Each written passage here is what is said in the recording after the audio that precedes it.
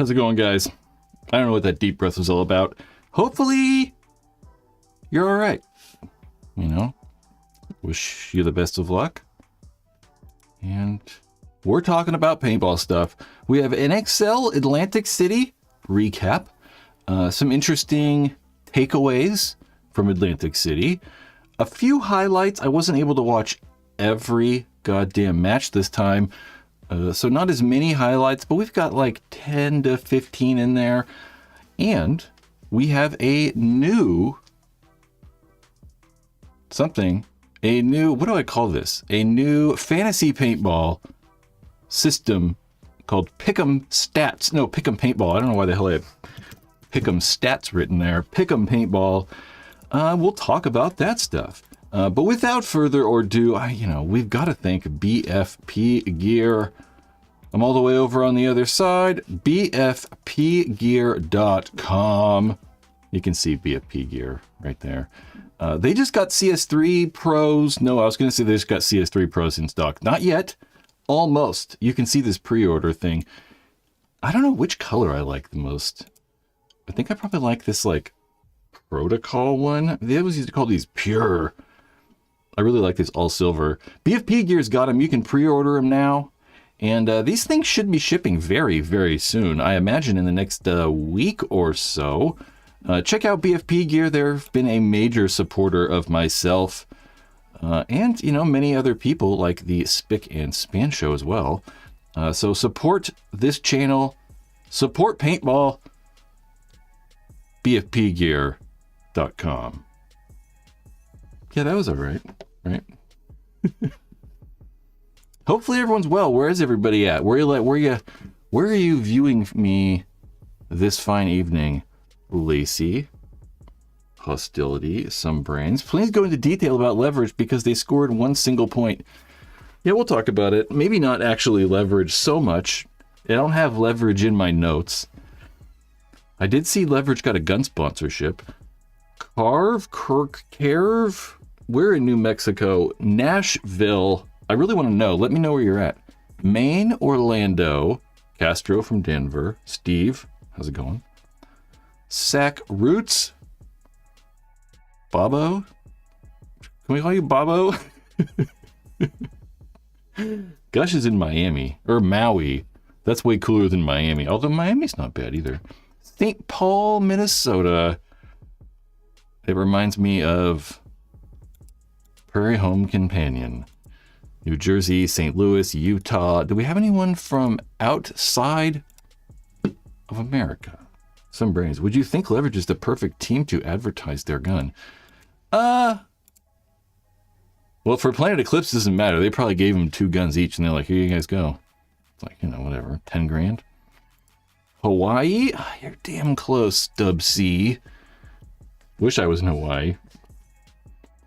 You're not in Hawaii. You're in St. Louis. Okay, what the hell are we doing here? Let's go talk NXL Atlantic City. And the first thing we're going to do is go over to this media window and open up the finals and just let this play out. This is the very end of overtime. We'll watch the last minute here of overtime. Nothing happens, though. Spoiler. I don't think anybody even gets shot. Maybe they do. I don't even remember. Oh, no, it was kind of close in overtime. So it ends up being 2-2.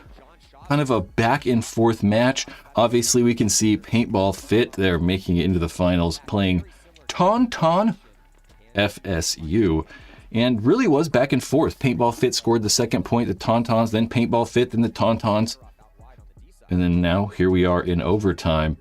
And you can see that the rain kind of held out for most of the weekend. It definitely got kind of rainy on Sunday, rained for a few hours. Really, really heavy at some points there. So we can see time's just running out. And it's going to go to, I forgot Axel. This was the very end, and he slipped, and he was like, and he was trying to hit it with his barrel. I totally forgot about that ending. Man. Yeah, that's a rough one, They kept talking about it in the, announcing Maddie and Jeff. No, Mike Jeffrey, I'm sorry. It's close. We're talking about it. He just kept trying to like tap at his barrel. It's just brutal, and slipping like that. He probably would have made it if he didn't slip. But that sends it into a one-on-ones. And going into those one-on-ones is going to be Axel Godin right there and Scott Stewart of Paintball Fit. And it kind of transfers, this should transfer over into that one-on-one quickly here, unless yeah, kind of there. And it was a quick one. This isn't the whole one-on-one either. This is just little, I don't know, mere moments of the one-on-one. But, as you guys probably already know, Scott Stewart right there, shooting Axel Godin. So Paintball Fit, there's a stalemate in the overtime and then able to win it in the one-on-ones.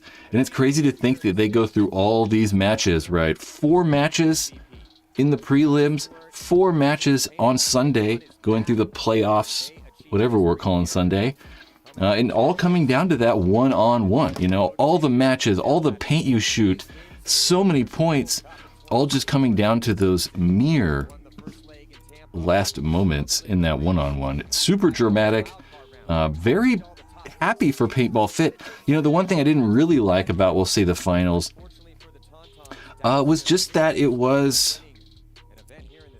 I also kind of like to have my head not covering the logo on Go Sports, but... Okay. Yeah, it was just kind of rainy. I probably would have liked to see a non-rainy version of the finals where we could get like maybe better play.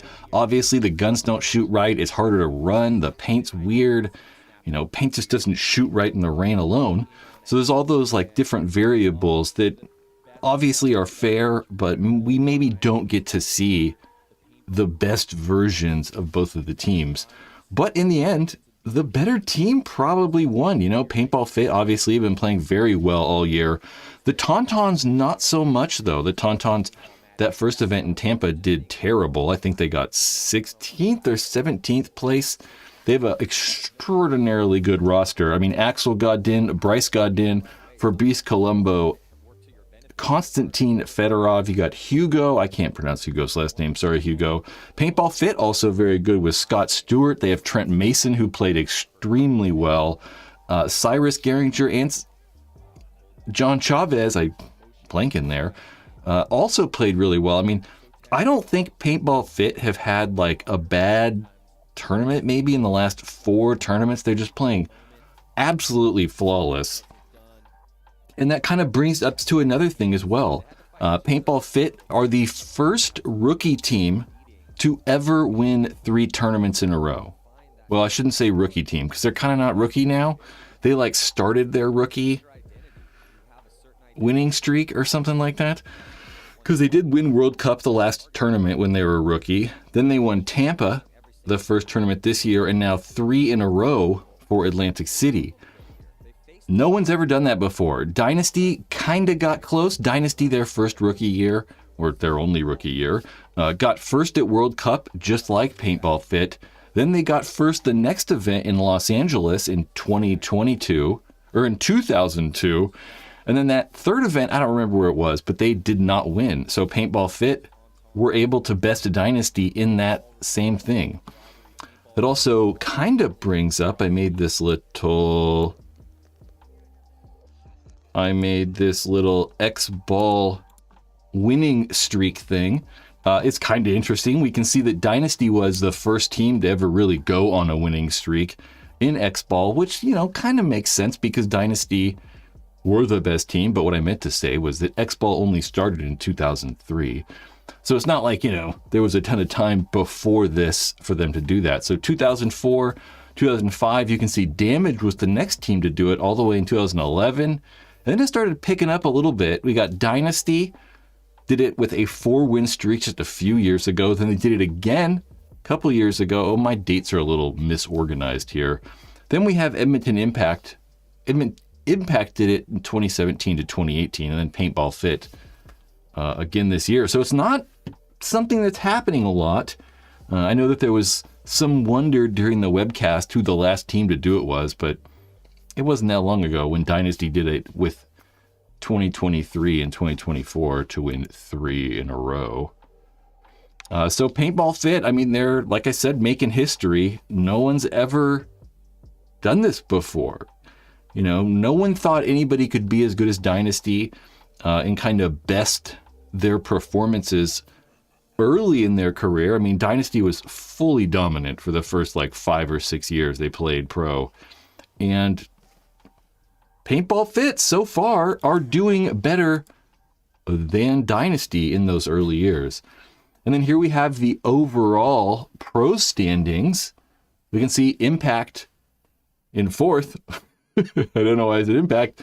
Paintball Fit up there in first with that full 400 points. And then Dynasty, Red Legion, Impact. Yeah, I actually want to start pushing this series championship more. I think we should make it mean more somehow. It'd be cool if the league gave away a prize for first place. Say if you win, you get a bye at World Cup or something. I don't know. Make some sort of incentive for those teams to actually want to try and win that series championship. Here we can see not all, these are all the X-Ball winners. I didn't put all the winners on there. There's 7 5-man divisions and 4 10-mans. It's crazy.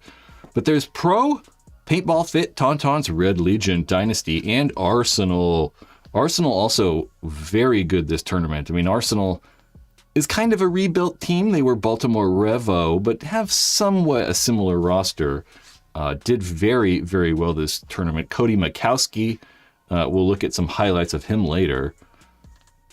Then we have the Semi-Pro. Oh, I forgot to do something. I just remembered. Semi-Pro, BR Factory, and Los Angeles Collision and Preferred Mob. I don't even know if I said that. Take him first place.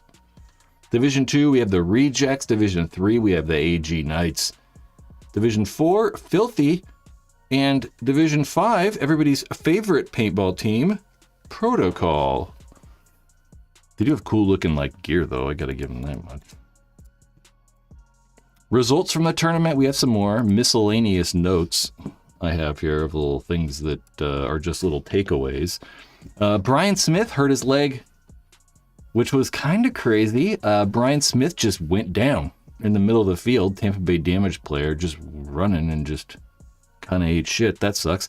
JC Weddington, formerly of Arsenal, was actually playing with Arsenal this tournament. I don't know if he got a lot of points in, though. I think he got shot in the nuts once or something. I don't know. JC, seeing him play is pretty cool. He's been with Arsenal he played with Arsenal, 2002 or, 1997, been forever. So it's kind of cool to see him at least at the paintball field, having fun. The ground looked absolutely awful. The ground just looked god awful. And I did a little members only live stream and we were talking about the ground. And I don't know, I think that it's a problem, right? I mean, they're this high above sea level, so it's going to be a bunch of sand. So getting grass to grow, at that sea level is probably difficult in the first place. I'm not a freaking grassologist or whatever. It just looks hard because it's a bunch of sand. But it sucked. It looked better as the day went on, though. On Sunday, I normally complain about how bad paintball fields look. And this is kind of a perfect example. All the paint all over the ground and nonsense. But the ground gets so beat up that you can't really tell that it's poorly grassed or whatever. It just looks like one big brown mass now. So, that kind of sucks. Yeah, it looks so bad in this picture. And I think it's mainly just because the water, the paint, the paintballs absorb that water and they get all big and weird. Kind of like I am right now. But, yeah. They just don't look good. Miscellaneous webcast notes I have as well. Mike Jeffrey announcing. Mike Jeffrey was his first time announcing at Tampa, and he did way, way better. I mean, just everything he did was better. I feel like previously in Tampa, he definitely knows what he's talking about. I mean, he knows more about paintball than I, ever will. But he was a little over talky, maybe, didn't let Matt talk as much, but now he was, everything sounded better. I mean, he was trying to crack jokes, which I appreciate. He was letting Matt talk more. He was smoother talking. Like, everything was better. He did a great job. And I can only imagine if he got this much better, after one tournament, he'll probably be very, very, very, very good soon. He did a great job, I thought. And two other things. Carl was in there too. I did hear Carl. Steve. I did hear Carl. Also a bunch of cool camera angles. We'll see some more of those camera angles in a minute when I'll pull highlights up when I'm done with my little miscellaneous notes. Lots of good camera angles. I mean, and they're not like new cameras or whatever, but they're putting the back center camera like way in the back center, and it's working very, very well. I really like those back center cameras, and then putting the cable camera on the side of the field just might be revolutionary. Like, I don't know whose idea that was, but just wonderful. Like, I don't know, but there are a few problems that we'll, also probably talk about in that part. They did these mic'd up things in between all the matches, and they were also really good. I actually meant to try to pull some of those and maybe check them out on YouTube. Maybe we'll do that next time. But they were very good. It's really cool to kind of hear the guys just talk midpoint. You can see how much they communicate and just how much the tournaments and the games actually mean to them, because you can hear that like emotion. Some brain said, "Get back in the closet, Kyle." Was that... I vaguely remember because they have a bunker called the Closet. Did he say that to him, or did he say kill the closet or something? There was a funny part where Mouse and Kyle both thought that no one was alive, and they were looking over the top, and someone started shooting at him. They're like, "Oh shit!" and they just like duck really fast. It was pretty funny. Did they? I wasn't really paying attention. I was probably looking at other things. There were a bunch of them though. Nate's was really good. Back center cameras. Yeah, we talked about cameras. Okay, let's watch some highlights. Like I said, I don't have a ton of highlights because I wasn't able to watch every single match this time. But there are some. I do have some. It's just difficult because I literally have to watch every match. It's like every goddamn match. And getting up at 4 o'clock in the morning to watch paintball. Sometimes I'm not the best at that. Okay. Media. We're going to turn that one off. We're going to open this highlights thing. And highlight number 2 is going to be the Royal City Sea Dogs against Uprising. And this is Salmon or Salmon. We're going to go Salmon. I just hit him though. He actually just slid into that back corner bunker. Not the corner. You can see him in the bottom right snake. Right where my head is. He crawls past my head, I assume. Maybe? Maybe? So this is mainly... I mainly wanted to do this because this is a really good... There's a really good replay on this. I mean, this is obviously a really good move. Shooting a couple guys down the snake side and then shooting the center guy. But a really good move, and there's another one of those tracking shots with that cable camera. We'll just wait for this like replay. The actual replay. 100%. Nate's on one again, and the team is just a little slow to develop around the moves. Eventually, at least it goes forward. Breaks, or you get penalty here, there, little bit out of position. I could have edited this part out. The guns turn to him. They do get in there the we snake. go. But then once they were in position, you get Shane over here just outplaying him. See, he looks down the line. Bam! I just really like that, like, once they were in position, snapshot. Shane over here just outplaying him. See, he looks down the line. Bam! Gets caught in that gunfight. I think that was Arnold. That's just a really good, like, clip of that snappy snapshot. Aftermath and the Ironman. Grayson Gladstone with roughly 30 seconds As left. we hit the 30 seconds, he's past You know, I've watched all these, but I like forget what happens. So it's kind of exciting to me too. the 50s, should be wrapping around and possibly get a free kill on the Aztec, and he does. Julian Vasquez looking good here. See this camera, guys? This camera, like, we've already gotten used to this camera, but this roving camera on the side, like, see how this camera's moving? This is a whole new angle we've never seen before. On the Aztec, and he does. Julian Vasquez looking good here in a 4-on-2 situation, but they don't. Just see how good it is? Like, you know, you go to here, and this would be a static camera previously, right? And you can't see anybody, right? But since this camera can roam along the sidelines and, like, go from, you know, back tape to back tape, we can get it to move, and then you can actually see the players now in angles that you just didn't have Carl before. dip into the snake. Julian picked him up, though, saw the cloud of dust, and he stitches him up. Gladstone's going to wave off his teammates and wait. Just a good move. Get under 10 seconds to 4. Just a good one. Ironman, here's another one. Ironman Aftermath. This is with 10 seconds left. This is just more camera work that I like. Perfect. Yeah, I mean, this one right here, I didn't even realize that he's, like, tying the matchup right there, huh? And he does. Julian's hit. Nope. He's going to hit that buzzer. Tying it up. Perfect close there. Again, this camera work. So this is the drone. This is two things here. We have the drone shot, and then it turns around and whatever. I just really like this, like, transition right here. Like, again, these are angles that are all brand new. We really have not had this doing this before. Look at this right here. Woo! Daddy! I like it. Woo! So good. This just looks great. Like, it's really good. Really good. Okay. Jerry Caro in overtime. This is so many of these Ironman Aftermath highlights.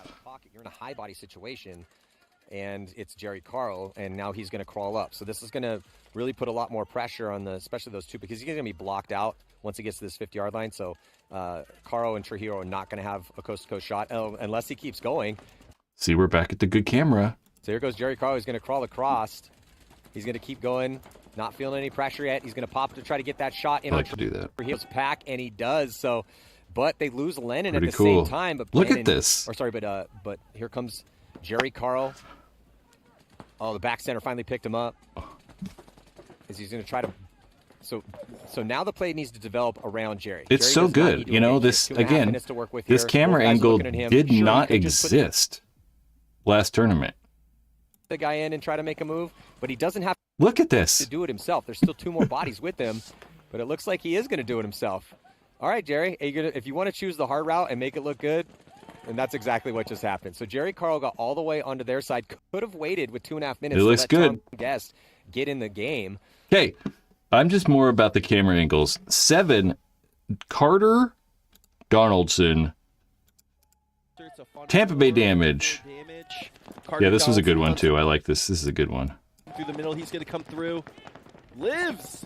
Nice move by Carter. Coming through for more. Gets another. That's the move of the day, Maddie. That might be. So he shoots 3 guys. He shoots the center guy, shoots that guy at the brick over there on the left walking off, shoots the guy in the Southwest Electronics Tower. Move of the day from Carl Donaldson, But there's still a guy in the tower. making the most Shoot of him, his Carter. playtime. He doesn't know that Other this guy's body? alive. Yeah, he missed a body. I think Carter did Carter not shoot him? It Or looked am I? like he tried to shoot him. Maybe he bounced him. Not sure. Whoa, did he not? I think it's funny too because he's like, He doesn't know that Other this guy's body? alive. Yeah, he missed a body. I think Carter did Carter not shoot him? It Or am looked I? like he tried to shoot him. Maybe he bounced him. Not sure, but still. it's funny they run right past each other. Okay, number 8, Arsenal and Heat.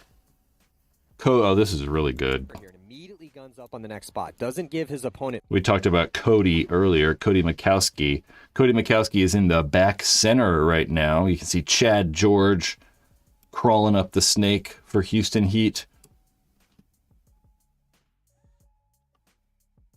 This is nasty.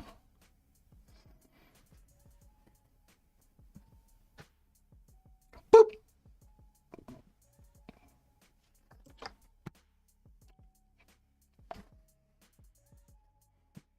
That shit's gangster, dude. From back center on there in your snake one.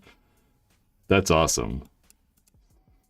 Heat Arsenal, Chad George again. I believe they're trying to come out of this alive for the next You can kind of tell the games I watched when it's like the same teams over and over. 30 seconds. Yeah, Chad has to risk it here. He has to go back to this spot. He has to worry about the bounce shot off the pin. He's blocked out with that inside tower from shooting the Aztecs, so he has to hope that Cody is going to over-engage. He's not, but he's at do or die time. They're down to 40 seconds. They need 2 just to tie here in game Again, the camera angles, guys.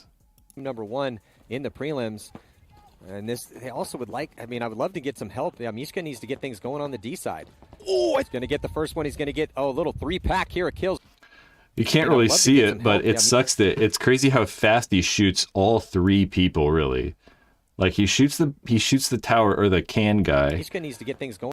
and then it's just like D-side. everyone else. Oh, it's going to for 1. Or did someone shoot the Dorito guy? I think someone shot that Dorito guy. And this, they also would like, I mean, I would love to. Oh, no, Chad shot him right there. Never mind. And this, they also would like. Shoots the guy in the temple. I mean, I would love to Bam. get some help. Yeah, Mishka needs to get Wrap. things going on the D Bam. side. Oh, it's going to get the first. Crazy, dude. Yeah, Mishka needs to get things going. It's nuts. And this, they also would like, I mean, I would Shoot love that to get guy. some help. Yeah, Mishka needs to get Shoot things that going guy. on the Shoot D that side. guy. Oh, it's going to get the first one. He's going to get a Woo. little 3-pack here of kills real quick. Chad Woo. George clocking in for Woo. Okay. Impact damage. Just more good camera work. 50. Zach Yakimek already on the 50 on the wrap. Impact really wants it. They're coming for it down. Oh, this is a range. real There's good only one. 40 left. Watch this one. Yeah, and Mikey's now all the way on to Tampa Bay. Damages side of the field. He's going to have that crossfield shot on the baby Dorito. If he makes his shot, he's going to dice up Holiday. Oh, does not make the crossfield shot on that D1 or the baby Dorito position. But he's going to chill out in there. He's going to hit the deck and crawl up more. Here comes Zach launching on the attack. Sheer comes off. Yes, it does kind of show how, like, this happens all the time, right? How, like, the snake guy doesn't really know what's happening in the center. Sheer He's just comes crawling. off. Zach is going to go through and doesn't He's even like, oh, trade. So no one's there beautiful anymore. combo. That was Fucking camera work. I mean, again, guys, I don't know if this camera work's revolutionary or not. Dynasty and damage. In the back center and Arturo at the can. So there's always these shots kind of like that Chad George part where I was like, you know, that's what pro paintballers do. They're like, those are those shots that they can make that are just stuff I can't do. That's for goddamn sure. Here's another one. And then here comes Jacob Edwards back up the middle So Jacob from back center. You can see Jacob coming out of the back center. in the back center and Arturo And then Yosh Rao, I believe there is on our right-hand at side. the can. And then here comes Jacob Edwards back up the middle of the field to do battle with Yosh Rao. yeah, he's hunting for it. This shit's crazy. If Jacob can get Yosh off the field, Dude, I just don't know. Jacob can get Yosh. I don't know. He like shoots him before Jacob he can get Yosh. he like If Jacob can get it's crazy, dude. Yosh off the field, That's just awesome. I mean, obviously he's advantage. really close. But Jason Edwards but dying out of the back center. However, Yosh dies, but Jacob gonna launch. Still impressed. Still impressed. Someone said something about Arturo's leg. I don't think he did. So I actually watched that a lot. Someone in the chat, what did you say, chat? Or chat person said, Nicholas says, Dynasty so had a hit on his inter leg. You said inter, you didn't say inter. Which 50 Zach. which one which one was it? Which number was it? So it was a Dynasty guy. It was Arturo, right?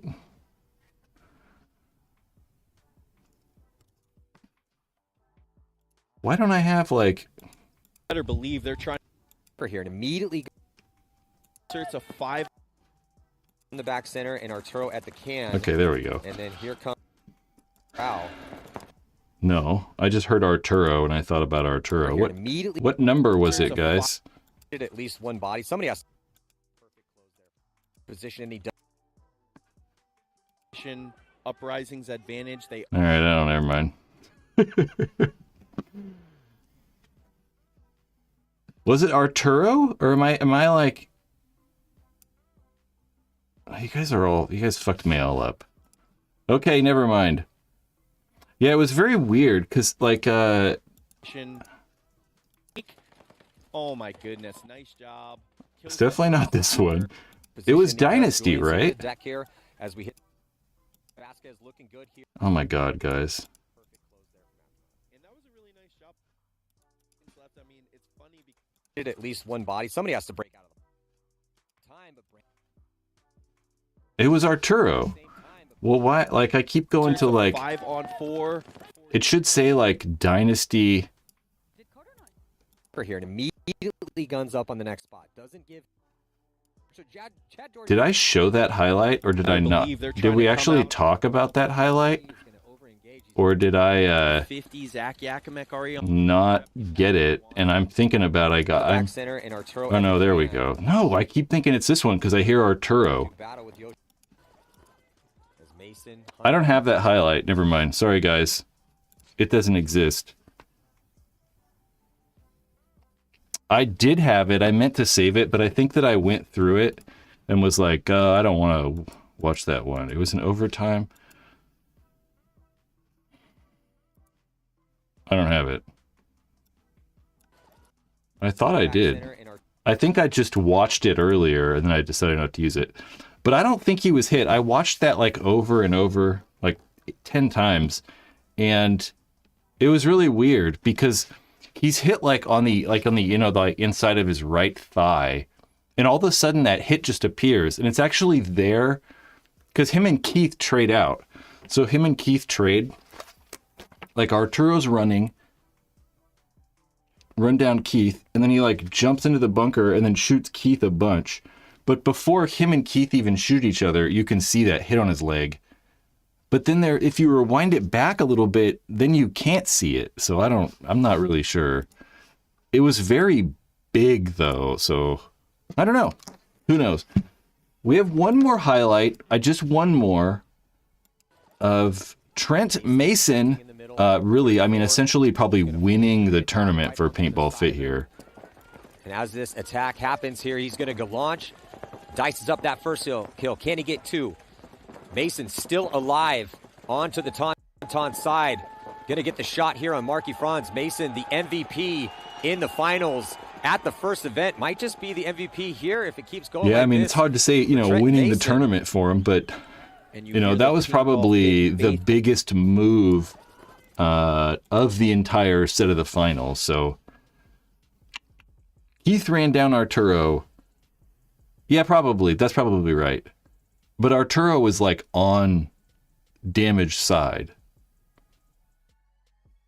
They were like both moving.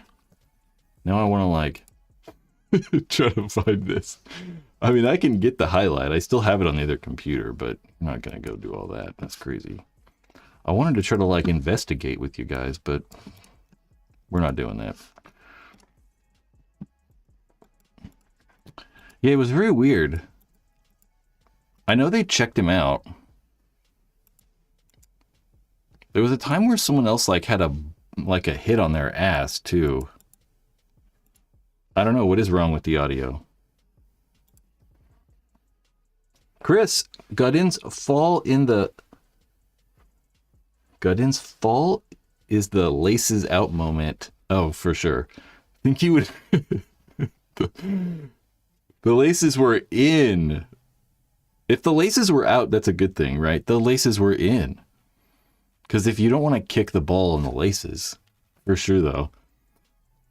I don't know if I just think it was, if it wasn't wet, he probably would have made it. But, we're talking about like, if it was wet, he wouldn't have, if it was dry, he would have made it. But it's like, a lot of other stuff would have been happening if it was dry, Some brains, you actually can leave your equipment. That was a rule for a long time. You guys should go watch Ace Ventura. That's a movie that they wouldn't make nowadays. His fucking guy, he kissed a man. When did they change it? I don't know exactly what year it was, but there was a problem at one of the Texas tournaments where there was so much mud that guys were stepping in the mud and their shoes would get stuck in the mud, and technically you're out. So they changed the rules after that. I don't know if you can leave your gun, but you can leave stuff. It's like if you lose your hopper, you don't have to put your hopper back on, right? Remember guys used to like put their hoppers in their shirts or whatever if they like broke shit, but you don't have to do it no more. So that's kind of cool. It's just a little nicer. You don't have to worry about whatever. Yeah, but it was mainly because dude's shoes were getting stuck in the mud and they were running and you're like, hey, you're out. And he's like, what the fuck? It was odd. Oh, yeah. Kirill this tournament. Kirill had his shoe come off. That's right. You couldn't actually see it, though. I was like, oh, but I don't think they actually got it on camera, unfortunately. Nick, what'd you say? Can someone in the comments send Brad a Planet Eclipse T5 with the twister bolt so he can make a video? Oh, an R5. I was like a T5. I was thinking about like a first strike guns for a second there. Fuck, I don't know if anyone has any at all. Like, I don't even know. Plus, I don't know what I would do, to tell you the truth. I might do like a members video, but I wouldn't spend the time to make a regular video, unfortunately.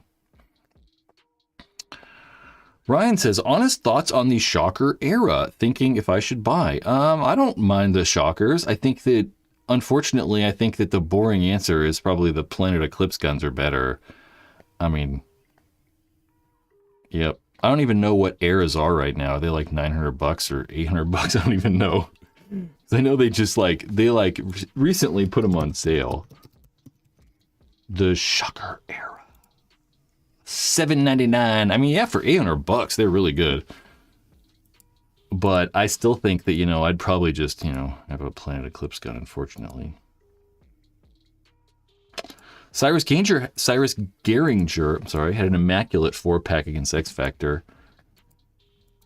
I bet he did. I'd try to go find it, but it's like a 9-hour-long video we have to scrub through. So, it might take a while. And if you guys are here and you like these paintball videos, or if you don't like them, give it a like if you like it, or a hate like if you don't. It really does help when people actually like videos. I know Mark. Where's Mark? Is Mark in here? Mark's always trying to get people to like the videos. There's Mark. It is helpful, guys. So think about it. If you're watching an actual YouTube video I make, maybe leave a comment, share a link on Facebook or something like that. I don't know. There's not a lot of places we can share links anymore, though, huh? It's kind of just Facebook. Favorite hopper? Spire 5. Why not? It's got to be one of those. Maybe it'll be the new carbon hopper, but that thing's not fully out yet. So something else that happened at World Cup. You know what we're going to do before that, though? We are going to do this. And encourage people to become members of this YouTube channel. If, you want to support this thing, maybe you want to get access to exclusive videos, exclusive live streams, like the live stream we did this week during the tournament.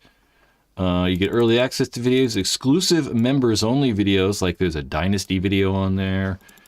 Discounts on merch, those member-only live streams, and giveaways as well. I've done member-only giveaways for these pro members, but YouTube won't let me actually write this on there because it's technically against their terms of service. YouTube memberships, guys, think about it.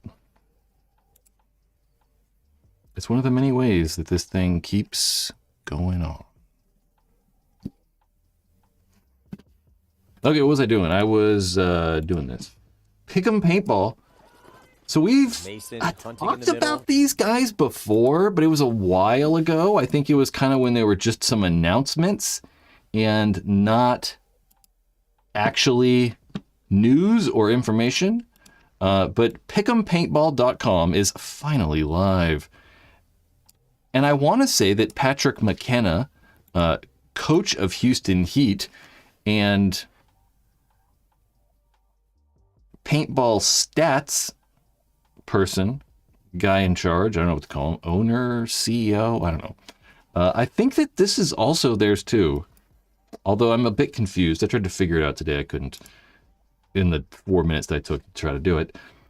More paintball stats. I really like this. We're finally keeping track of kill counts again. So this was the kill count leader only for Saturday, though. I'm pretty sure it says Saturday only, right? Current event.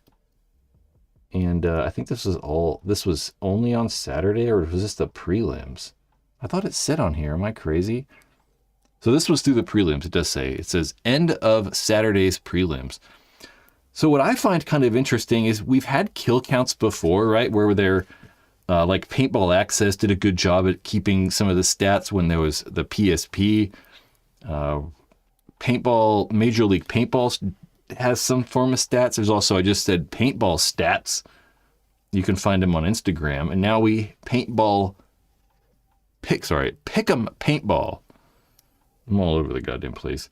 Pick'em Paintball. But what I really like is there's total kills, but also kills from different areas as well. So we have total kills, we have gunfight kills, we have kills off the break, movement kills, zone coverage kills, pressure kills, trades, and unclassified. I don't know what unclassified means. That just means something that like weird happened or whatever. Who asked for stats? I asked for stats. I much want stats. I am all about stats. I don't know how you can have a professional sport without stats at this point. But here are what all those mean. So a confirmed kill, any player that can confidently be attributed to a specific player or players. Any kill that can be attributed. Any kill, then break shooting kills. Any kill of a player gets shot off the break, yeah. Gunfighting kills. Any kill where two stationary players are shooting at each other and they don't trade. Zone coverage kill, a kill where the individual shoots a moving player, not as a result of recent movement. Wait, what? A kill where an individual shoots a moving player, not as a result of a recent move. So they're just like running to the snake, I guess. Movement kills. Any kill that I cannot read this. Any kill that is the result of a move. Examples include a player makes a move and shoots a player who is unaware of their new position. A player shoots another player while running and gunning. A player bunkers another player and survives. I assume that would have been... The pressure one is what I was interested in. A kill where a player or players shoots another player out of their spot. That is not the result of a gunfight or movements. Bounce shots, pinch shots. So it's like when 7 guys are shooting at each other. Yeah, I'm all about stats. I mean, I don't know what we're doing if we don't have stats, so I think it's extraordinarily important. Here's some more from Trent Mason, and he was the kill count leader for the entire tournament. We can see that most of his come off the break. You know, I would wonder. Obviously, not everyone on Paintball Fit is going to have kills off the break because they're not all shooting, but. So he has 13 kills off the break and then 10.5 from zone coverage. So that's, again, shooting guys off the break and then guys running through a lane. Pressure kills, trades, movement kills, gunfight kills, unclassified. So those are weird. I don't know what unclassified. How would you make unclassified shots? If you like throw paint, maybe you have grenades or something cool. They're really neat. You can find pick'empaintball.com in a link in the description. Here's all your prelim leaders. The leaders through the prelims, Tom Guest right up there, Cody Mikowski, Kirill, Alexander Brednikov, Keith Brown, John L.J. Parrish, which is interesting. He played well for Aftershock. Aftershock didn't do very well. Cyrus Geringer, Chris Shear, Elliot Weaver, Sergei Sheliznikov. Yep. Just lost my train of thought.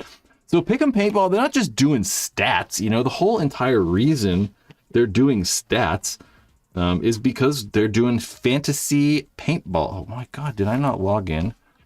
I am logged in right here, motherfucker. Don't tell me I gotta log in again.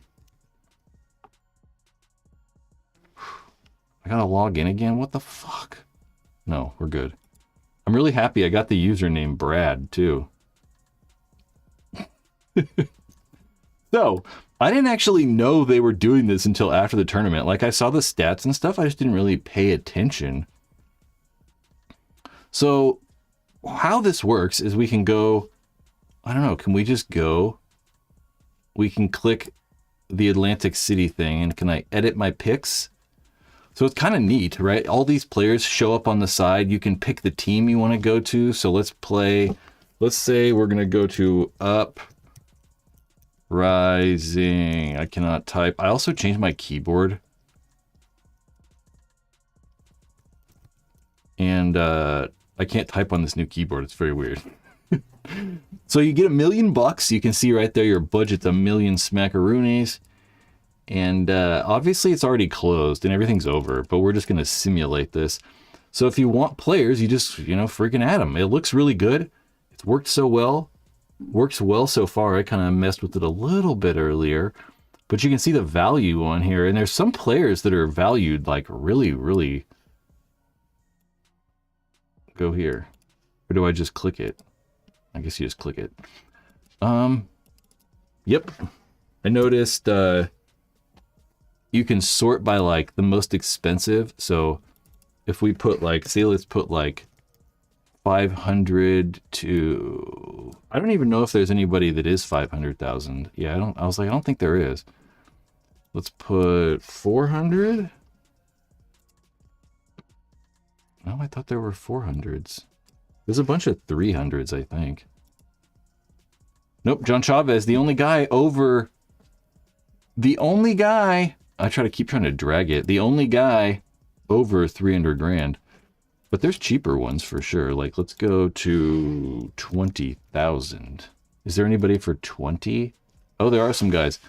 Looks like dudes who don't play. I mean, we got Alex Martinez. Yeah, Andy Copcock. I don't know if Andy's... Oh, Andy, yeah, he played in Tampa for sure. CJ, so he's the owner of Tampa Bay Damage. He is the owner of X Factor. So there's some weirdness on here. You got Diego, which is like Tauntaun-ish guy. Mikey Ireland. So there's some good values on there. So I'm going to make sure to do this next time. This would be kind of fun to do. The website works really well, which I like too. That's also good. They have kill count leaders on here. So this is the reason they're like, keeping track of all that stuff. We can see Trent Mason up at the top. They did it last tournament too, but I don't think that they actually made the website live. Leaderboard. So you can see who's winning. Matt Howell. Matt, your name sounds familiar.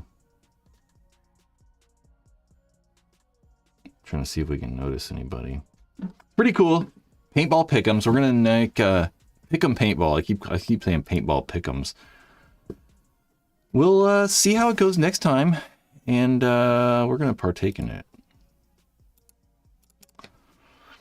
Chavez 100% gonna get offered the cash value of a house in Texas into this year. He might. I mean, it's gonna be interesting. I mean, obviously, Paintball Fit has a bunch of players that are very good. I mean, their entire roster is all really good. So it would make sense that they get offers. I don't know if they are going to do it, I mean, Paintball Fit is obviously one of the closest tight-knit teams. Paintball Fit stands for family. What does it stand for? Help me out. Paintball Fit, it stands for family. Why do I want to say in training? I don't think that's right. We're a family in training. Something. Oh, family integrated team. There we go. So, like they're kind of a big group. There you go, Jay. I beat you to it though. they're kind of a family, yeah, right? So it's difficult, but at the same time, pro sports are not, that's not what that is, you know? It's like, but none of them are fit. There's a couple, maybe. It is kind of funny, though. None of them are fit, though. But it's difficult, right? It's pro sports. And I mean, imagine you're John Chavez. How old is he? I mean, he's probably, you know, early 20s or whatever. Let's find out how old he is really fast. Let's see how fast we can do this. We're going to try to break a world record. Chavez is 30. He's way older than I thought. He lives out in Pflugerville. He doesn't look that old. Either way, you know, 30 years old. And obviously given a lot to paintball and spent a lot of money and time and effort and does it for fun, essentially. You know, he's not getting paid. I mean, no one's paying him money. You know, he's not Alex Goldman. He's not Alex Rodriguez. He's not Alexander Briznikov. He's not... Who's another Alex? We got another Alex? Alex... I don't know. That's all I got. You know, he's not one of those guys. So if you have the opportunity, you know, to make any money at this thing, then it'd be very hard to turn down. You know, imagine they're like, you know, we'll give you 60 grand. Are you going to say no? It's like, fuck, I don't know, dude. I mean, hopefully you got a job. So who knows? It'd be very difficult. It'd be just very difficult, you know?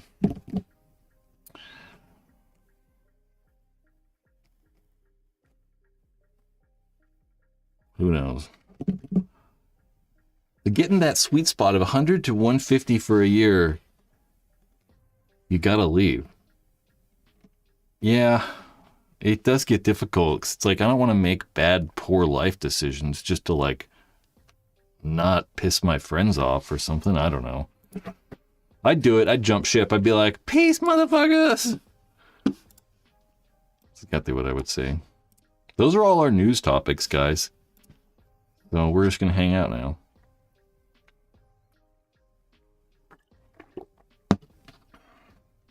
Unless I got anything else crazy we can talk about. Yeah, it was kind of interesting seeing where I just remembered something. It was kind of interesting seeing oh yeah, that's right. You know what else is really cool? I also really, really like these. Those jerseys are so cool. I really liked Uprising's jerseys this year. Really, really cool. I'm a fan of the... What'd they call that guy? They, like, called him something. The Boogeyman? It's really good. It's got dice. All about it. I really am all about the new camera angles, though. New camera angle are freaking great. I don't think Fit is too far from making some money soon. They for sure got the fan base. That is true, though. I mean, it's just always hard, you know. You think about the people or the team, the people that make money in paintball is, you know, they're all, at least not people that make money in paintball, but, you know, the players that make money. It's all that money's not coming from the industry, though. It's all coming from, like, a rich owner.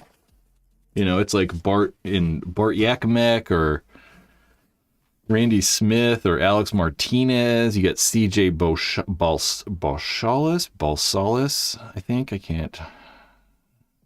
So it's like, yeah, for sure. I mean, they definitely have fans. It's just how to, like, you know, turn that into money. I don't know.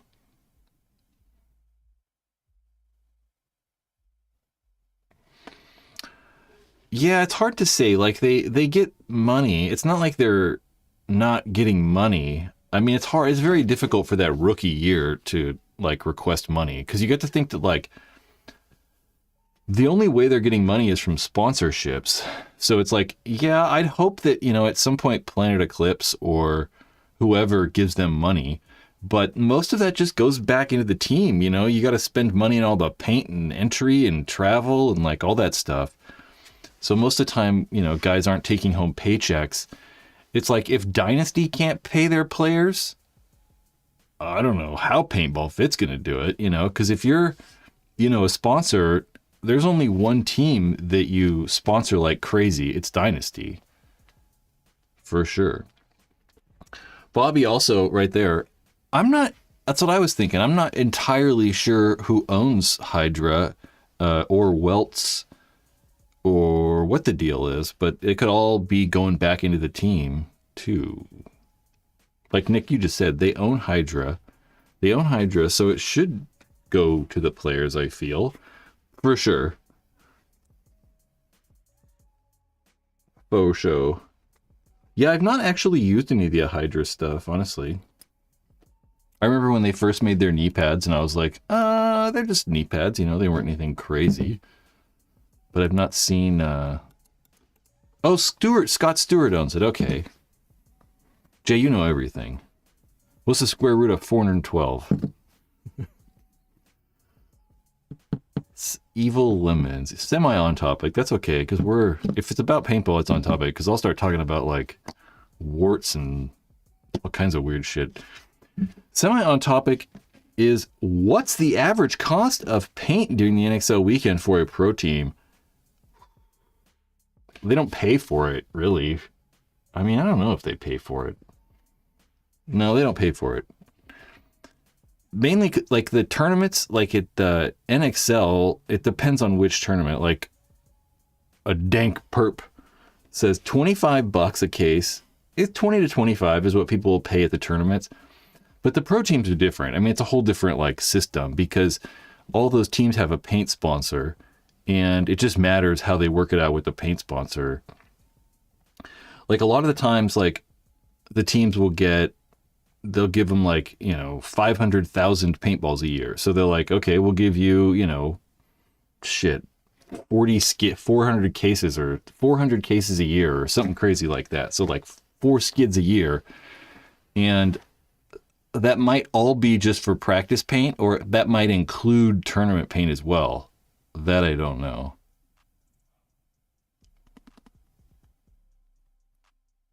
But then there might be some teams that are like kind of paying for paint in a way. Reddick says Matt the Gym Rat did a video on that. His team was getting for $20. Yeah. I mean, everyone's advertised that really. I mean, like HK and ProShar, and they've all advertised $20 a case. It was weird though, is ProShar apparently had a shipment lost somewhere. Like apparently they had a shipment lost in the ocean. I don't know anything about that. I heard that on the webcast.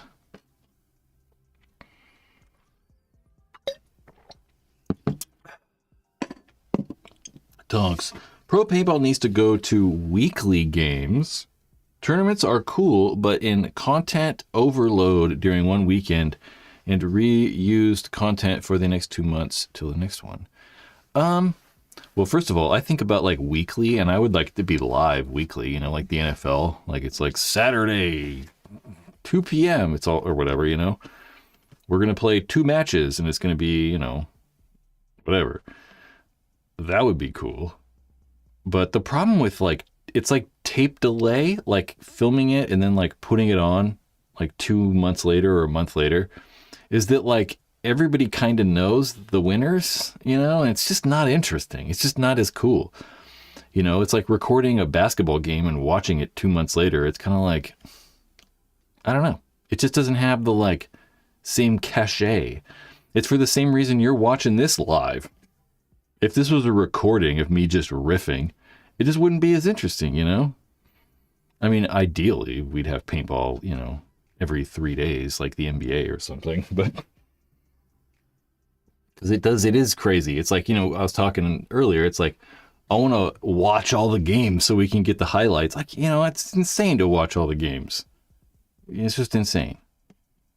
Mark, everybody give the live stream a like. We have 160 human souls in here.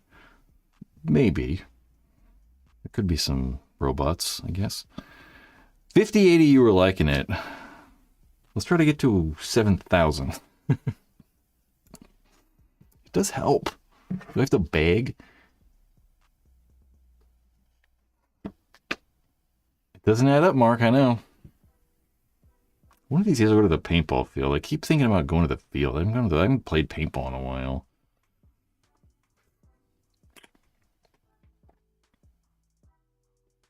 Mike says, the tournament format is great, though. It's like watching a golf major, constant action for 3 straight days. I also hear you on that. I also don't dislike that either, for sure. It's like, you know, one of the only weekends where, like, I feel like I don't have to be doing something. But that's another problem I have, is constantly feeling like I need to be productive, even though it's like, I don't need to be productive. I finished everything I need to do. I have this constantly in my mind, I gotta be busy. But paintball weekends are the only weekends where, like, you know, the tournaments are on. It's the only weekend where I'm like, all right, well, I can just sit around and watch TV all day because it's kind of part of my job. It's the only day I don't like weekends. I'm like, I gotta be doing something. Davis? Yeah, I saw Davis. Davis paintball. Davis got like new turf and all kinds of shit. I mean, it looks really nice. I actually would like to go to Davis.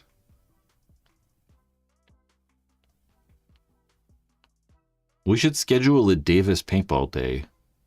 You guys are always going places and I don't even know. You should at least let me know. I'll probably say no most of the time, but you know, I feel left out. Yeah, I saw Micah. He put all the new like pictures and stuff up of Davis. It looks really good. I know one of the problems with Davis was they could only ever get a lease for 2 years because the property's owned by the county. So they wouldn't ever let them have a lease for more than 2 years.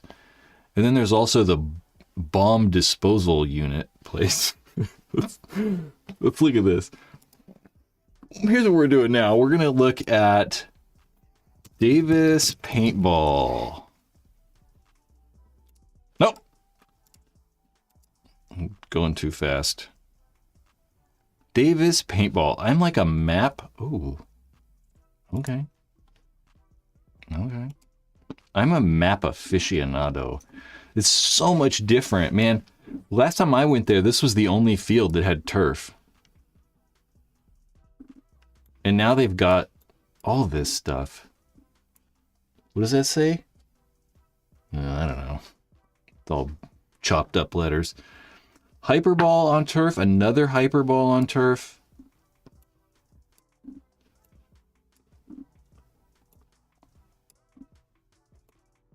It does kind of suck though, because the fields used to be bigger. It used to go, it went way over here, right? And then they wanted to they took all that land back or whatever.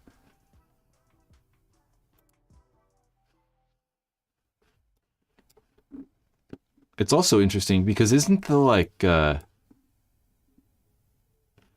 so there's the go-kart track right here. And then isn't the bomb disposal place close to here?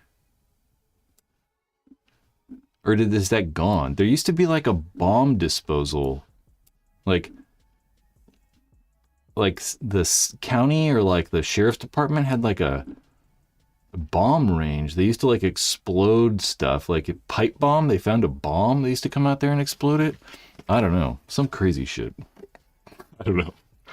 Davis Paintball.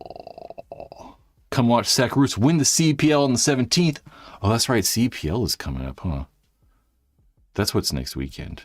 No. 2 weeks. The Seppel. Dang, they're only... Redix is... Heck, a lease of 2 years isn't bad. Most of the ones around here are only for a year. That's gnarly. I mean, most of the paintball fields, I would imagine, are owned. They probably own the property, too. There's no way I would sign a lease. If I was opening a paintball field, a lease for a year is nothing. Because it takes so long for the field to get, going. Crazy.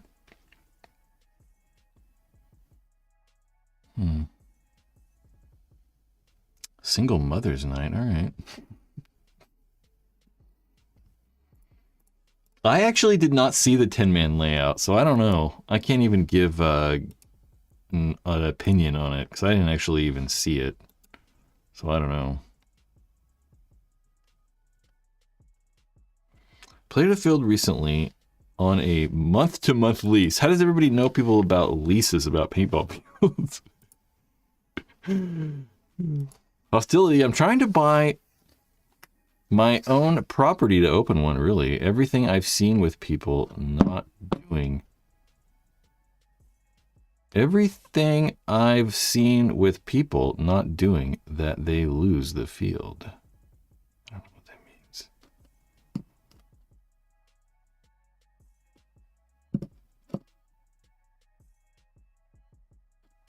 Real jobs. I don't have a real job. Yeah, it's really difficult. That property development. I know it's like around here. It's like, you know how expensive that property is in Davis? I mean, like this land, I mean, this is such a weird ass property though. Like, I mean, look at this weird ass plot, but just this amount of land is probably like, I don't know, $1 million or something like that, you know? Because it's in Davis. It's like, this is not a very large city. And you got the paintball field right there. Right in the middle of the valley.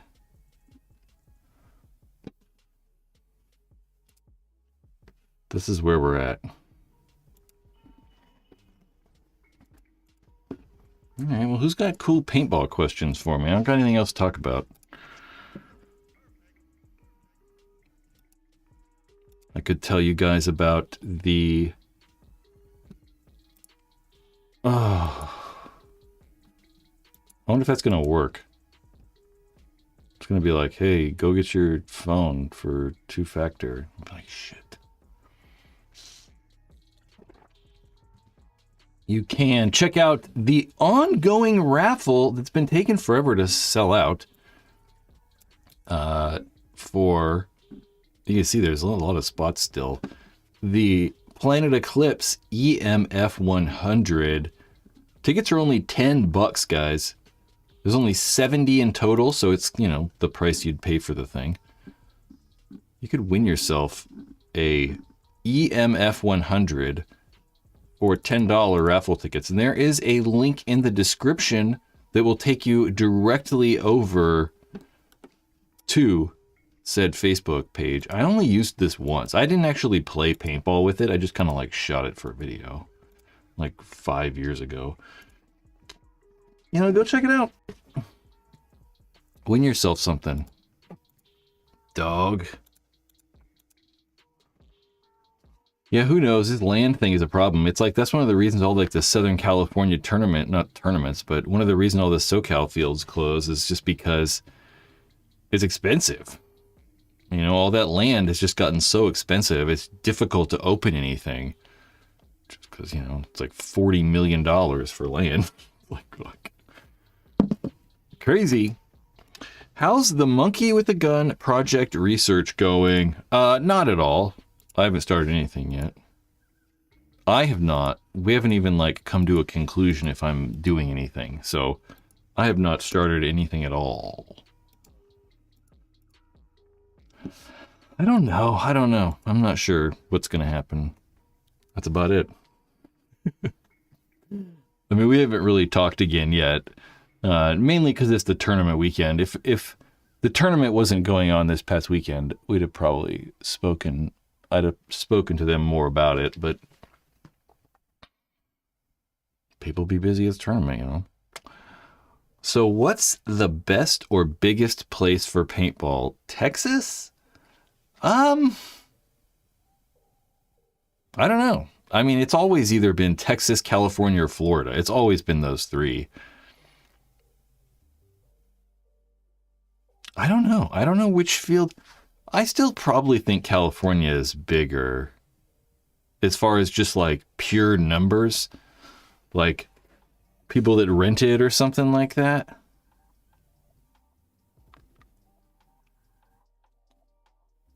I don't know. It very well might be, though, because there's definitely a lot of fields that have closed in the Bay Area, too. Well, not really, though. I honestly don't know. I mean, at one point it was definitely California. I mean, 20 years ago, it was no question. And then Florida and Texas are pretty close too. But I would say it's probably between Texas and California. I wouldn't say Florida now, though. Florida's also expensive too. I mean, yeah, it's cheaper than Texas. Mark, Fairfield Extreme, USPN, Solana, Paintball, there's Tag. I know, and I was like, there's Jungle still there, and their Playland is still there, and there's still a bunch of them like in the Bay. So it's not like crazy. And I don't know what is near like San Jose though. There's got to be more stuff. There was Santa Clara Paintball. Santa Clara Paintball is still there. It's just like it's just not as cool as it used to be. That's about it. How is Be Real? I don't know how Be Real. Be Real's doing all right. So, Stoned Assassins I saw were like playing something recently. I don't think he's not playing with them though.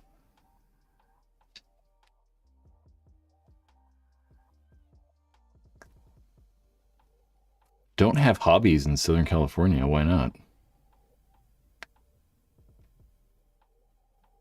It's rough between field stores and multiple tracks, like race car tracks or like bike tracks. What kind of tracks are we talking about? Train tracks? Track marks? SCP did close. I know that SCP went... I know that they went to like rentals only for a long time. RC tracks? Off-road and on-road tracks. What does that even? I don't even know what that means. I mean, I know what, on-road and off-road means, but like, for like, what kind of tracks? I think of like a race cars when I think of that. They lost their lease. See, that's what I'm saying. They might have very well lease gone. Bam. Crazy.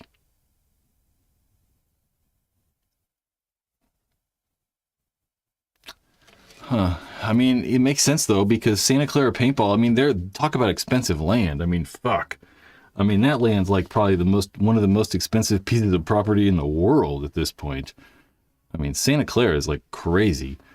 Portland has 3 to 4 fields in driving range, which is crazy to me. And Portland, I don't know if Portland, those areas never have had a lot of paintball fields though.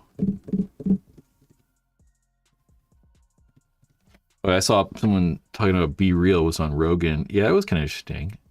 No, I don't think Joe Rogan plays paintball. I mean, maybe he has. But Be Real from Cypress Hill had a paintball team. So he was probably on there talking about it. Ray Lewis did. It's true. There's a bunch of like weird rando famous people. I was gonna say something. I can't. Yeah, it's kind of odd. I don't think that the Northwest has ever really had a lot of fields. I don't know. PB Lovers 96. I was hoping for a 69. You said the East Coast has a lot more paintball fields for sure. I mean, there's no question. Mainly just because of the like proximity to stuff. You think about like LA, and obviously 30 million people live in LA, but the closest city, other than like San Diego, is like Vegas or something. Like Las Vegas is the closest, and it's like 4 hours away or 5 hours away, where it's like if you live in like Philly or something like that, or Baltimore, it's like, fuck. New York's like an hour and a half, and then there's just people everywhere. Or here in Sacramento, it's like San Francisco's the closest. And then the next closest big city is LA, which is 500 miles away or something. Everyone's just so spread out.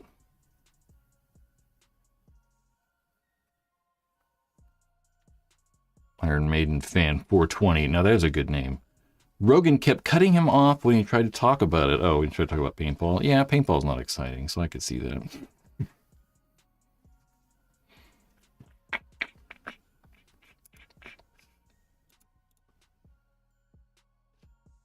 Here's Mark. Dink, I play better. Who said? Oh, I gotta read someone else's. Oh, Dank Perp, why'd you retract your message? Because Mark replied, he said, Dank, I play better when I'm high. Not retarded high, but regular high. I don't. I can't do it. I kind of understand. Like, I understand when people say that. Like, I understand what you mean when you say that. But I can't do it, man. My brain goes into turbo mode, and I just can't do it. I think about like 400 things at a time, and I can't focus. So it makes it difficult for me to like think about, like, just go with the flow. I can't like just ease into it. I can do other things better, I think. Maybe. I don't know. It's debatable. Jungle Island paintball.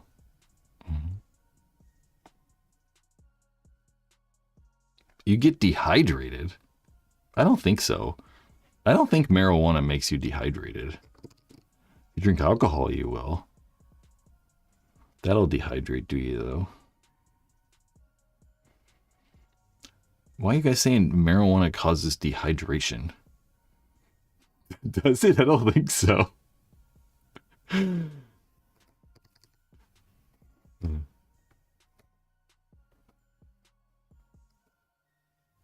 Yeah, the paintball field, I think all paintball fields smell like Snoop Dogg's living room at this point.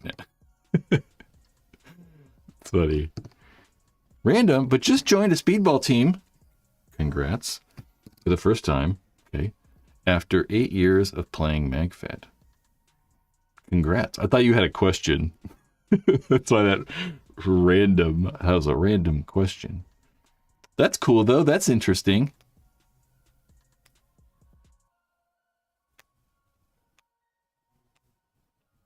Yeah, Mark, I've said we should play on mushrooms more than one time. I said that more than once. I don't think we should do it again. Yeah,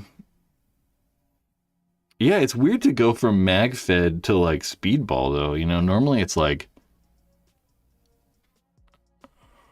I don't know. I think that like most of the people that play MagFed, though, probably don't even like play speedball at all. It's kind of just not interesting to them at all. That's kind of why you go to MagFed. It's like people are playing like Rec, and then you like drift into MagFed. At least that's my experience with people that play MagFed. Just like tournament players, you know, they're just, you know, none of those guys have ever played MagFed.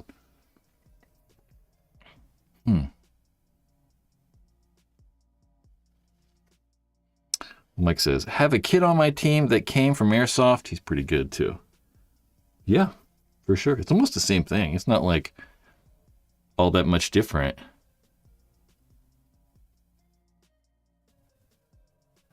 You know, MagFed, I've just never played MagFed. I would. Like, it'd be interesting. But I kind of want to like play with like first strike rounds and like be a sniper and shit, you know? Try to like snipe people with first strike, but there's not a lot of places to do that around here.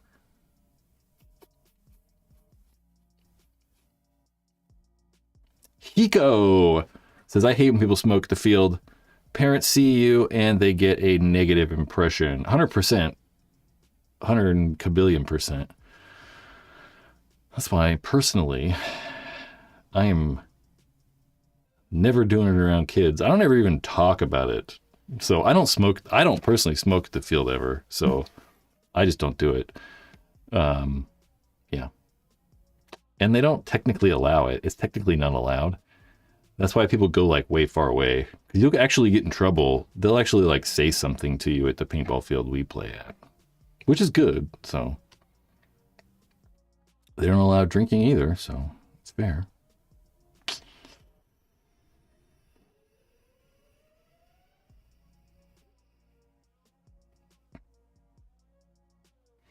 Yeah, I really want to play. I really would play like sniper man with first strike, but yeah, there's nowhere to do it.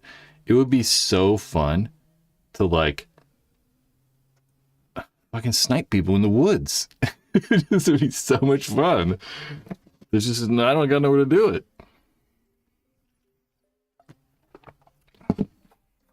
Brad, let's do a content video on cheating. What do you mean by that? I do kind of have an idea for a video that I want to film at the field, but I don't know. It takes so long, that kind of stuff, that I just don't like it. I'd much rather just sit in the room and figure it out.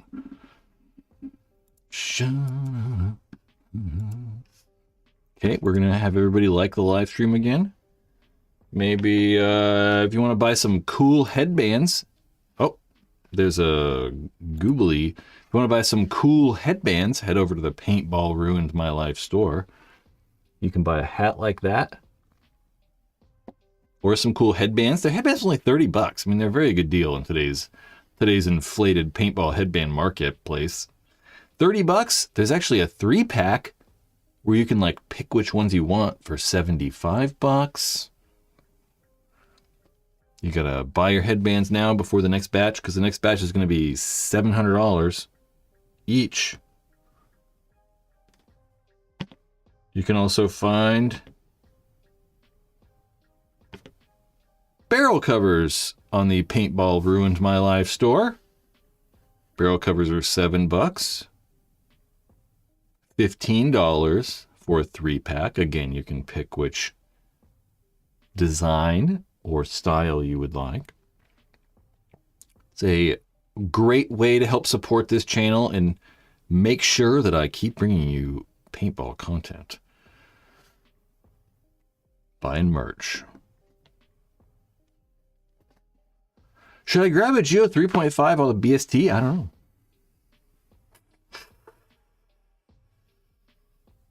It is a little risky. I mean, the biggest risk you're going to have is just getting parts, you know? I mean, they don't make the solenoid, so it's kind of hard to like, oh shit, yeah, Mother's Day is next weekend.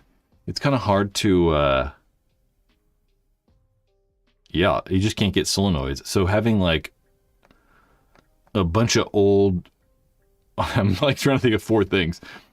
Yeah, I mean, that's the problem with these old guns though. It's just like, you can get a really good deal, but the parts for pretty much every manufacturer, at some point, you know, they got to stop making parts. So it's like you can't make parts for a gun, you know, that's 15 years old that nobody uses anymore. So at some point, they just got to stop making parts, and parts just get rare. No matter what, you know, manufacturer it is, you're buying a gun that's 15 years old or like, you know, 10 plus years old, and you just got to expect that parts aren't going to be available. So I don't personally like it when people buy guns like that, unless you know what you're doing, right? Like, you know, there's plenty of people in here that, you know what they're getting into, and that's fine then. But a lot of people will buy old stuff, you know, trying to save money, which is, you know, good. I mean, you know, you get crazy deals, but the problem is if you have trouble, you know, in a year or something like that, finding those parts might be extraordinarily difficult, or they might be expensive. You know, even if they still made those solenoids, they'd be $200. So you're going to buy a gun for, you know, $400 or something like that, and then it could be possibly down the line that it needs a part that's half the price of the gun. You know, it's like buying an old Ferrari from the 80s. You know, you can get a really good deal on like a Ferrari from the 80s, or like, you know, 92 or something like that. You know, you could go get one for 40 grand, 30 grand. You know, brand new, it was like a couple $100,000, maybe not in the 80s, you know, but you can get cheap Ferraris. That transmission though is going to be 90 grand. It's going to be more than the car's worth. So, you know, it just gets a little odd. So it just depends. Ooh, Switch PB says there's a guy that does solenoid conversions for old egos, but it ain't cheap. Huh. So you can do that. There you go, some brains. 20 grand Ferrari 308 GTS, but it needs a $7,600 valve job every 3,000 miles. There you go. It just gets weird.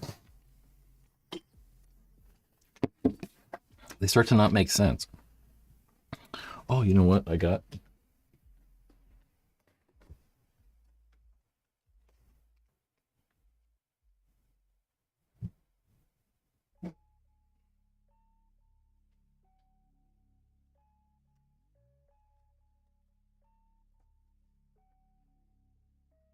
Gonna do an LS swap. Remember when everyone was doing like swaps on like Civics and stuff? Is that an LS motor? What's an LS? What's an LS out of? Is that like?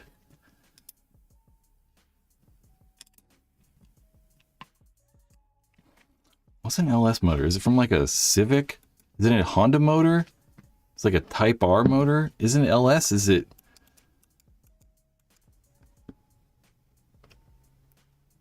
Mark, I'm with you. That's what I thought. That's what I thought, Mark. Everyone else is saying it's like something else. Maybe they're just different engine code. Maybe there's just like the same engine codes or whatever. I think about Integra. That's what I think. That's why I was like, isn't it like Honda or something? Because everyone was taking those LS motors and like putting them in Hondas or like. This is what I think of, Mark. I don't know anything about these fucking American cars. Nothing. The LS, the Chevy V8. Why do I think of like Honda? I remember VTECs, of course. The valve timing or whatever the fuck VTEC is, I've totally forgot. LS VTECs? Oh, so Ghost. Maybe it was LS. Maybe that's what I'm thinking of. You know, I had a cool car at one time. Let's see if I can bring my car up. I'll see if I can find it. I don't have a lot of pictures of it, though. Let's search black car and see what happens. Oh, here's a picture of Mark's car. You guys want to see the setup at the paintball field when it's really hot outside? This is kind of funny. One thing I really wish is I wish these would like automatically resize though.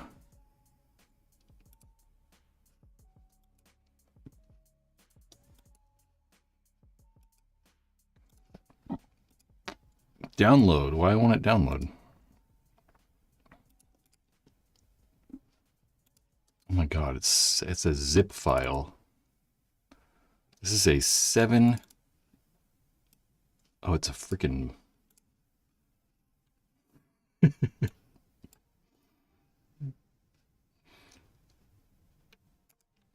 Bang. That's what happens when it gets really hot. Mark brings an air conditioner.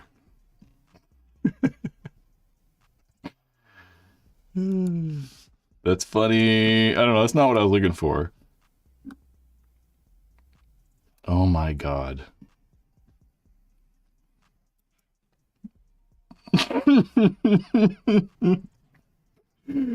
Oh man. I want to show these videos so bad, but I gotta watch them first.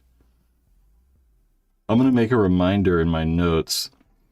Okay, watch. Okay, I want to watch the sideshow videos from Charlotte. Okay, I'll look at those later. Maybe we'll watch those later on a live stream. I can't show these right now. I don't know what the hell's going on in them. We had a little bit of a sideshow at a paintball tournament.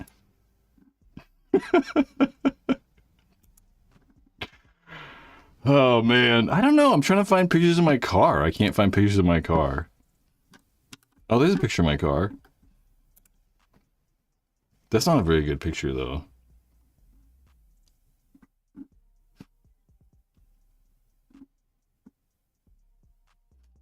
There's a picture of my car. Oh, it's really small though. I don't know why we're doing this right now. called Killing Time. Oh, there's my car. That was like a long time ago. That was my cool car that I had for a mere moment. Anyway, what's happening? Ratchet Girls? No, nothing crazy. It was a paintball tournament. So we were in a parking lot and there was just like 2 paintball teams. It's just a bunch of white guys trying to be fun. Everyone was like freestyling. It's pretty funny. But I have to watch it to make sure no one gets too crazy. And I don't know. Some of you guys would probably know some of the people with the videos. So that's kind of why I want to make sure no one gets like super embarrassed. That was my cool car.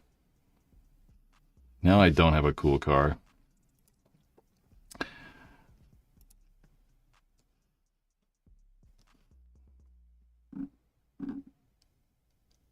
It's kind of fun to look at like old pictures and stuff though. Luckily I never deleted anything. Dude, I want to watch these videos so bad. Hold on. Okay. Where am I doing? You might not be able to hear me over the laughing though.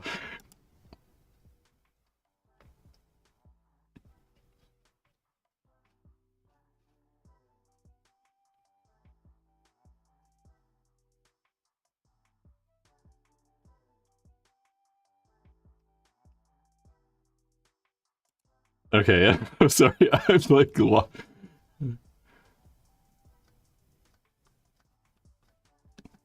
dude, this was a crazy night. That's so funny.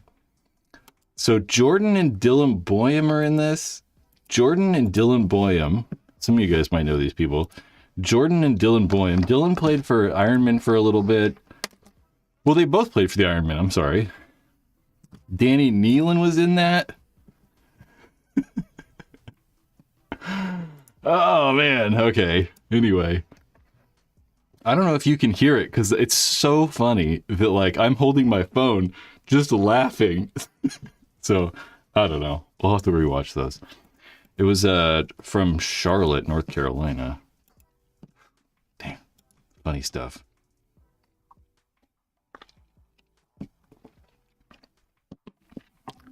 Nice Golf. That was a Golf GTI 20th anniversary 1.8T. It was cool. I bought it almost brand new in 2004. I had it for a long, long time. This picture is probably from like 2006 or something. So it's not like... It's a very old one. It was fun. I was always scared to drive cars fast, though. And I mean, it wasn't crazy fast, but it was fun to drive. It had some modifications. One of the craziest things with cars is, like, it's turboed. You know, it's turbo. And obviously you can change the software on the engine. And I had a 100 octane, like, race mode. And it was nuts, dude. You'd put in like 91 and just, there were different modes. I had different engine modes, but like if I just put it in like normal driving around mode on 91 and then you'd turn it into race mode and put in 100 octane gas. And I mean, it was like 75, 80 more horsepower. It was nuts. Like just by switching the modes because it'd like crazy boost higher and you know, you get better gas. It was interesting. Now I'm totally over cars, and I hate cars. I think cars are the worst thing that ever happened. We almost got thrown out of a campground when Simon Stevens busted out his 2-stroke blender, and we started making margaritas at 1 a.m. Simon Stevens at a paintball tournament, I assume. That's funny. I could see that. Didn't people with like weed whacker motors or something on those? I'm like,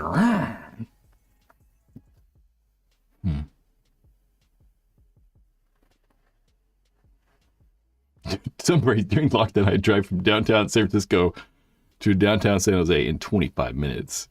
That's scary. I don't think fastest I've ever drove was like 180, which is really fast. That's the fastest I've ever been in a car. It was like 182. I think it was 182. That was in a Ferrari 450. Why am I getting confused right now? 450 or 405? It was not my car, obviously.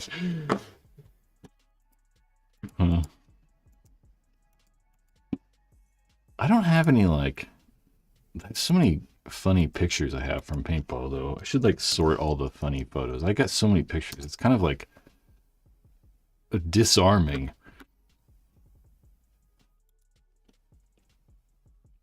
Pictures of literally everything. Going all the way back. I took most of the pictures in 2013, apparently. 2012, 2013, we took a lot.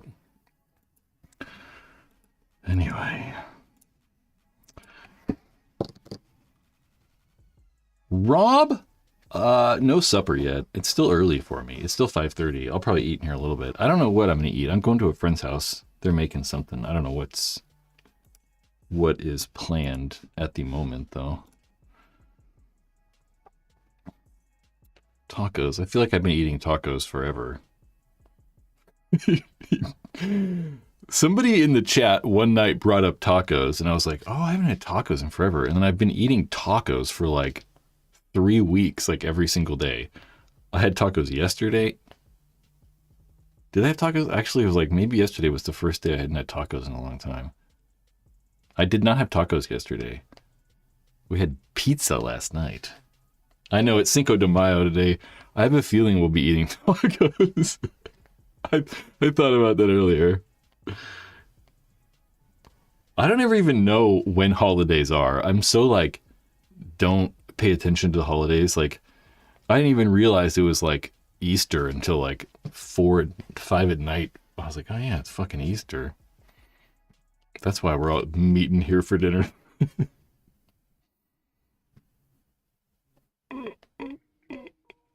It really is white people taco night.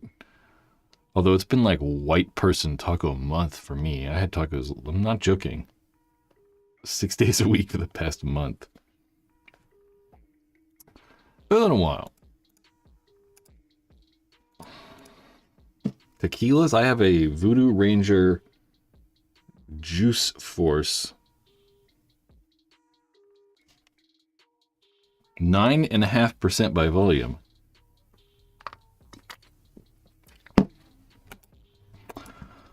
Well, gentlemen, I don't know.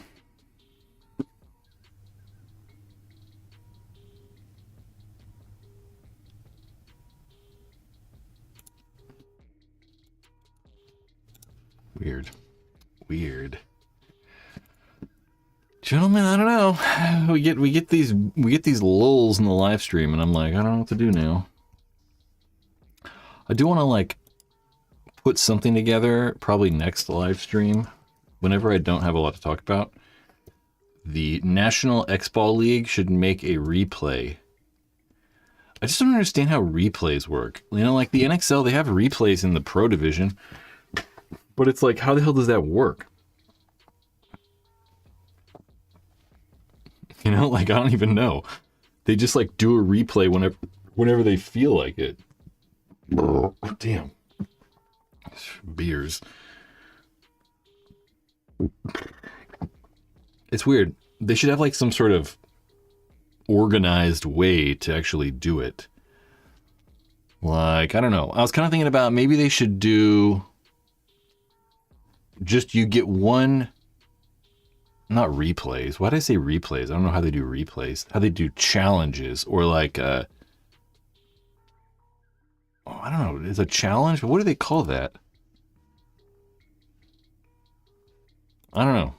I think they do these challenges, but there's no like rhyme or reason to it. It just seems that like when anything controversial happens, they just do a replay and they like, well, look at the replay and do a challenge to make sure the call's right or whatever. But I really think that they should have like some sort of system in place. I kind of thought that doing like a challenge, and if you win the challenge, you get to keep the challenge, just like, you know, the NBA does that. But it also kind of slows the game down quite a bit. So it maybe be even better to have like a challenge, but that's all. You get one time. If you lose, you lose. If you win it, you win it. Just one. Spencer, how's it going, dude? I don't know if that was weird. I was going to say buddy, and then I don't know what the fuck happened. Coaches should get to throw one challenge flag per match on a call. There you go. I think so too. I was like, having multiple challenges is probably too much because the games aren't long enough. You know, like if you're only playing 4 points, you don't need 4 challenges or 3 challenges. It's like just having that one challenge would make sense.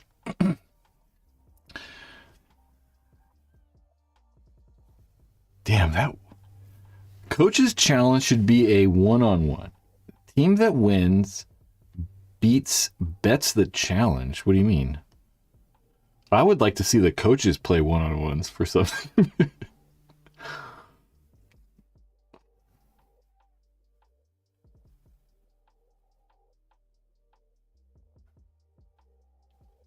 Oh, that's a good idea, Spencer. I like that. It costs you your timeout, though. That's not bad.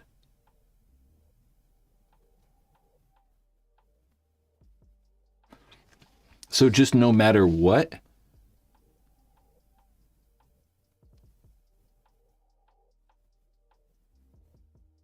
Play it LO. I don't know what's going on. Causing you a timeout. So like if you win, no timeout's taken away. If you lose, they take your timeout. Or do you get your timeout taken away no matter what?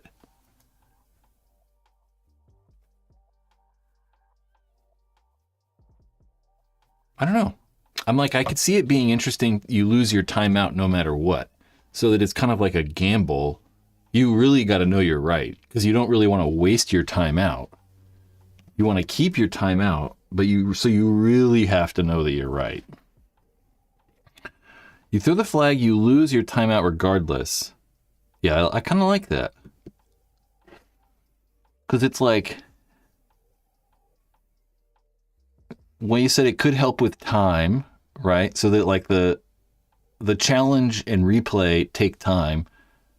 But if you get rid of their timeout, it doesn't make the game even longer.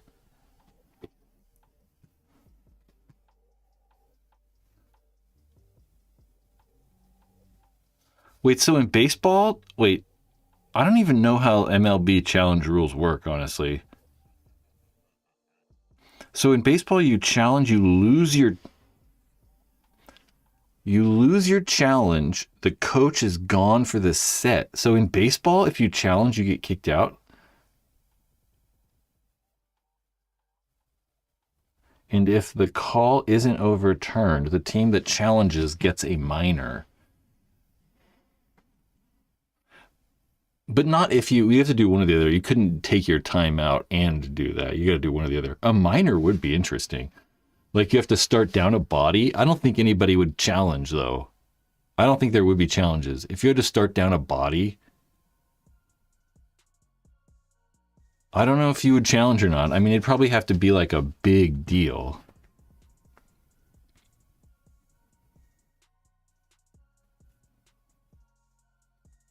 That would make sense too, Reddick. Make a challenge for majors only.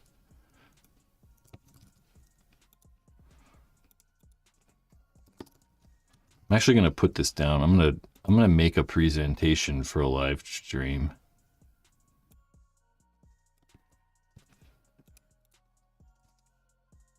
We're gonna talk about this again. We're still talking about dehydration. It's funny when people watch back a long time and they're commenting.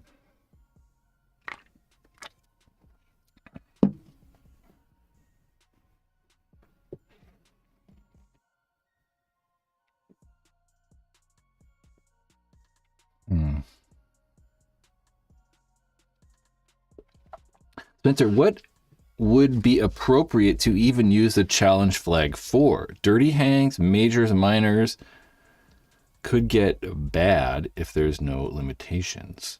Well, I think if you only have one challenge, use it for whatever you want, But that is true. In baseball, they don't allow challenges on everything. Some Major League NBA too, you can't challenge everything. Like you can't challenge balls and strikes, and there's a bunch of stuff. But I don't know if in paintball we have enough rules, There's not a lot of rules. So it's like there's not a lot of stuff you could challenge even, It's either going to be, are you hit, are you not? Did you get the flag hang? But the flag hang, you can't even challenge either because it's all electronic. It goes off or it doesn't. You hit the buzzer or you don't. But that's also weird too, because when you touch the buzzer, sometimes it doesn't go off. So you have to actually bang on it. Yeah, because there's not a lot of rules, There'd only be there's only a handful of things you could even challenge in the first place. Like getting hit, maybe out of bounds, but all that stuff's so lame. You're not going to challenge someone running out of bounds unless they hang the flag or they hit the buzzer or something like that.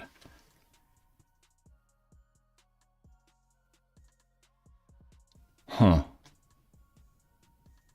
Some brains. Challenge should be for a major, should have a replay for it. You lose, start a man down, then have 1v1s to entertain the crowd. I could see it only being for a major, though. For sure, because that would also reduce the time. It would also reduce the amount of time taken, so we can only review majors. So you only have 2 opportunities or 3 opportunities to challenge anyway, because you don't have an opportunity to challenge every single play that happens. Spencer. True, I feel like the biggest use would be for overruling penalties and reviewing the footage in slow-mo. For sure. It probably would, right? They call it major, and you're like, no, that guy wasn't even hit. That guy was hit second or something like that.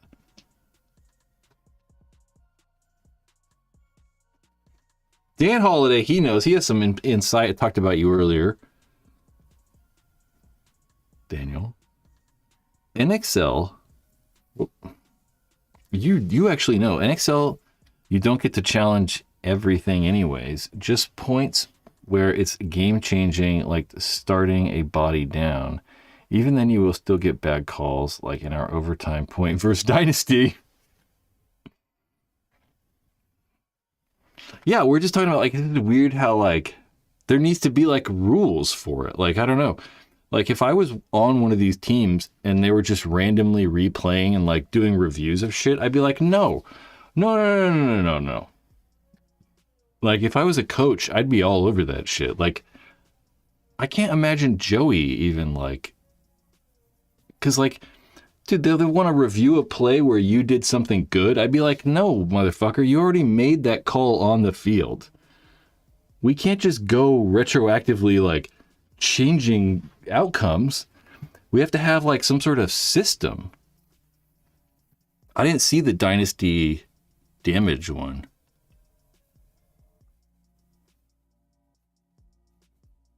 I don't know.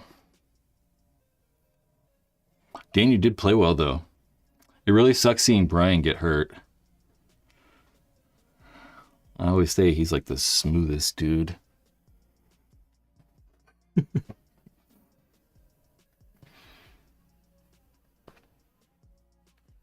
It has to be Axel. Spencer, not sure what's worse at overtime point, Dynasty damage, or Axel slipping 4 feet from the buzzer. It's got to be Axel.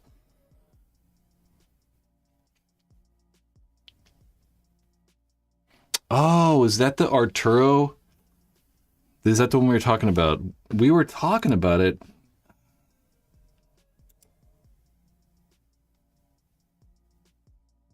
I'm trying to think. I didn't render it though. It's like a really huge file. I can't like pull it over really fast. The one where he shot Keith into the where Arturo just shot the shit out of Keith, that one. Was he shot between the legs though? I don't know if he was. From the video, it's kind of hard. I don't think Keith shot him though. I think that somebody else shot him. If he was shot, I think it was at a different time. It's funny when you watch, I wish I had this on camera, because you can even watch it back. Like, Keith gets out of the snake like this, and he's like looking at Arturo on the ground. And Keith's like, oh, there it is. He's kind of like looking around for a hit. He's like, oh, I don't know. He's like, oh, there's one. I thought that was interesting.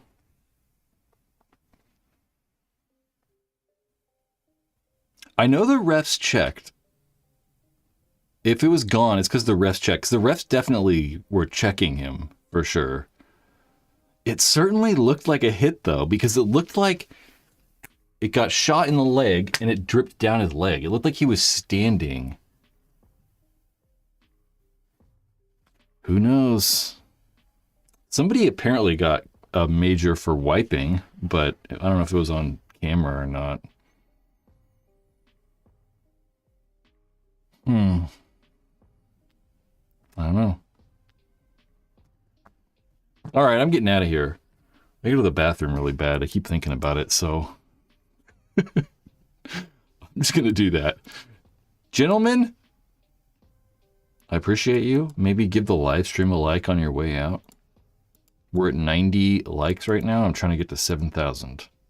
So just, add one. Then we'll only need 6,900. All right. We'll see you next time. Come back Monday. I'll have something to talk about.